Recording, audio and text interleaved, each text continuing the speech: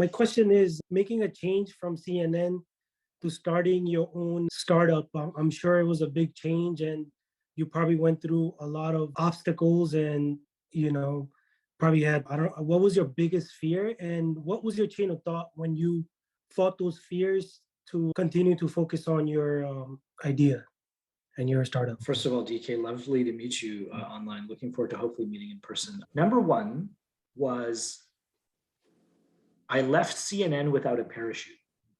And what I mean by that is I left CNN without a financial parachute so that I could build a company without having to worry about where I was going to make money. And so in that case, maybe I left too early. Maybe I should have started building this on the side and then left CNN when it was at a more advanced stage. That was a very difficult thing for me. There were many times where I didn't know where my next paycheck was going to come from, where my next mortgage payment, all sorts of those things. I didn't know where it was going to come from. So that was probably one of the hardest things. And the second hardest thing was I underestimated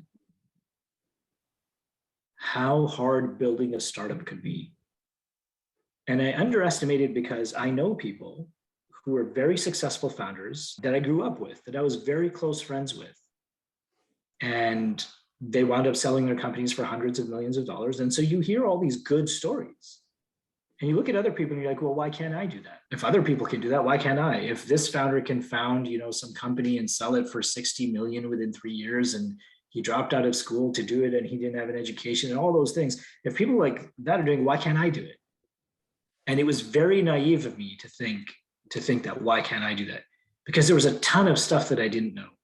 And there was a ton of stuff that I wasn't ready for. I'll be honest with you, I don't fit the mold of like a Bay Area founder. I didn't go to Stanford. I don't have an MBA. I don't even have a credit card. Like money has not been my thing growing up, right? I wasn't taught financial literacy. I wasn't taught about, accumulating assets versus wealth versus liabilities. I didn't know any of that stuff. And I totally underestimated how much I would need to learn and how long that would take and how difficult it is. It's really hard. Like you could be really smart, but you still need a whole bunch of luck. Like a lot of it is just luck, meeting the right person at the right time in order to become successful. And I just thought, hey, I have a great idea. I'm going to save the world. Everybody's going to love it. And it was not that case at all.